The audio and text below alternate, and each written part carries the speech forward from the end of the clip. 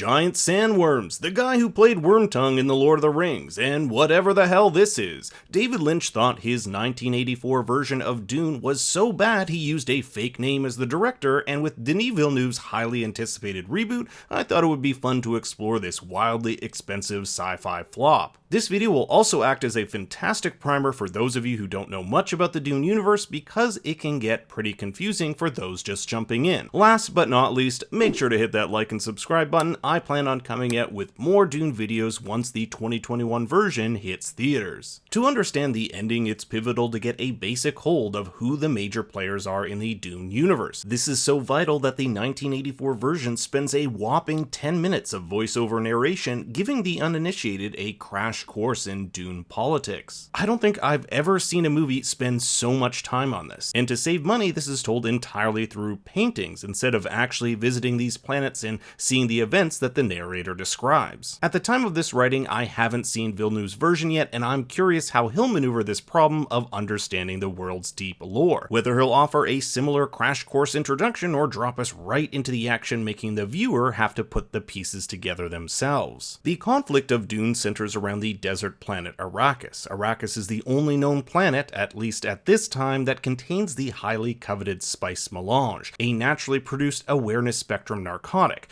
Now, if that sounds like a mouthful, let me put it into perspective how important this resource is. Imagine a drug that can let you see into the past, present, and future, or one that mutates your body and allows you to transport people through space and time. When the events of the Dune film begin, the spice is controlled by the Galactic PADISHAH Empire, also known as the Imperium. At the head of this empire is Emperor Shaddam IV, who administers contracts allowing various houses of the LANDSRAAD to extract spice from the planet. The LANDSRAAD is the body that represents all the great houses of the Imperium. Among the LANDSRAAD, two powerful houses have emerged: the noble house ATREIDES, ruled by Duke LETO, and the malevolent house HARKONNEN, ruled by VLADIMIR HARKONNEN. They rule from their respective planets of Caladan and Giedi Prime. So while the Emperor is supposed to maintain the peace so that the spice can flow, there are two other entities with tremendous power that seek to maintain stability. These are the Bene Gesserit and the Spacing Guild. The Spacing Guild is run by the Guild Navigator, this weird-ass creature who is actually a human who has mutated due to massive amounts of exposure to spice melange. The Navigator can transport these ships called highliners throughout space in a process known as space folding. Without the Space Guild, space travel at faster than light speeds would not be possible, so you can see how much power these guys wield, and this power wouldn't be possible without the spice. The last important organization I want to cover in this video is the Bene Gesserit, an all-female group of quasi-religious scientific spies and nuns who use their powers to guide humanity along a path of insight and stability.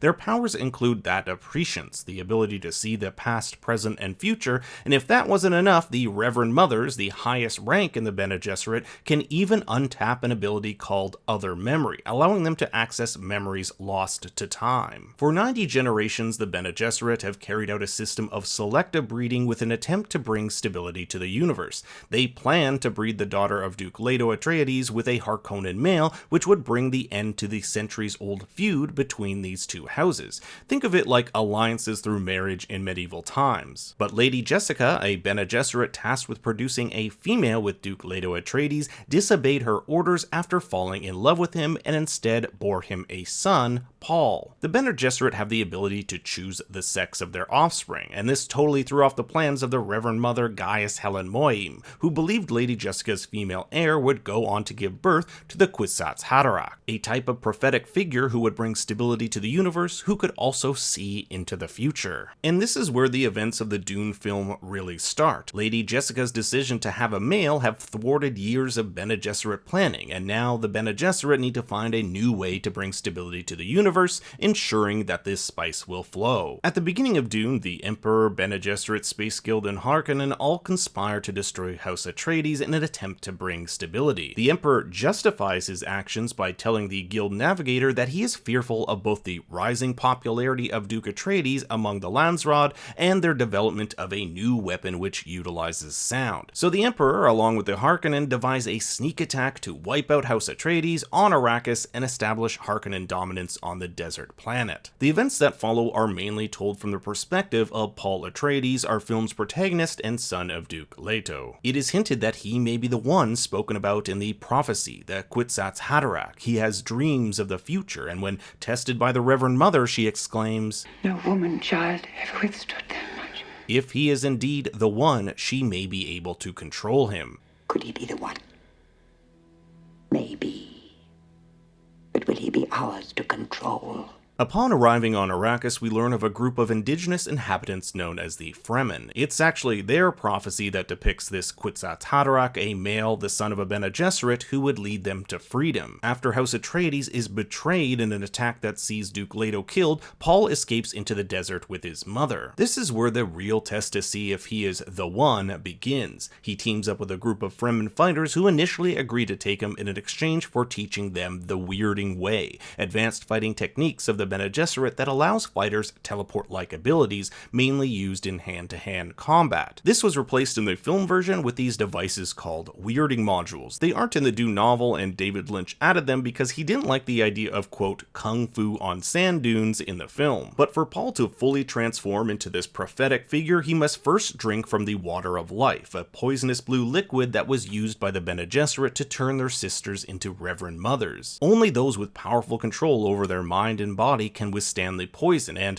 until Paul, any man who tried to drink it had died. Paul ends up surviving the process, and it gives him enormous powers. He can see into the future and how the Emperor deceived him. He'll also have the ability to control the sandworms, an ability used in the film's final act. This gives him the title MUAD'DIB, a Fremen word for their religious and political leader. Now, I personally didn't like the end battle, known as the Battle of ARRAKEEN, portrayed in the 1984 version, where the Fremen, led by Paul MUAD'DIB, defeat the Emperor and the HARKONNENs. Part of this was that it was terribly one-sided. Paul and the Fremen basically show up with a shit ton of sandworms and weirding modules and completely wipe the floor with their enemies. This meant there was little tension in the film's final act, an act which should have the most. But this ending is all part of Paul's well-orchestrated plan. While he's fighting alongside the Fremen, he sent his sister ALIA on a very important mission. ALIA was born prematurely on Arrakis when her mother ingested the water of life while pregnant. Any normal child would have come out like what the Bene Gesserit call an abomination, but ALIA persevered with powers way beyond normal. It's never mentioned in the movie how much time has passed since Paul joins the Fremen and that final battle, but according to the book, it's approximately 2 years. ALIA's powers have her developing at an extremely rapid pace. She's even able to communicate telepathically with Paul and get into the mind of that evil Reverend Mother who advises the Emperor. So while Paul is fighting, he orders ALIA to stab the Baron with a JABBAR, a meta-cyanide poison needle that sits upon a thimble. This is seen used by their Reverend Mother in both the 84 and 2021 versions. But that death isn't where things stop for Baron Vladimir Harkonnen. ALIA removes the suspensors used to keep afloat the Baron's morbidly obese body.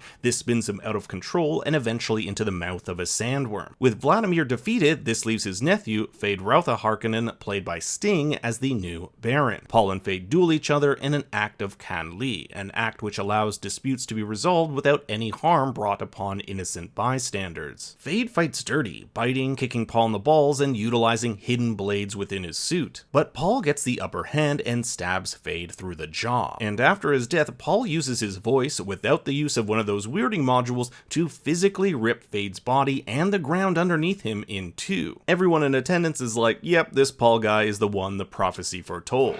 MUAD'DIB had become the hand of God fulfilling the Fremen prophecy. Under his rule, war would become peace and hatred would become love, or so the narrator says. With Paul and the Fremen now in control of Arrakis, something magical happens. Rain falls on the planet. This is interesting since early on in the movie we hear this.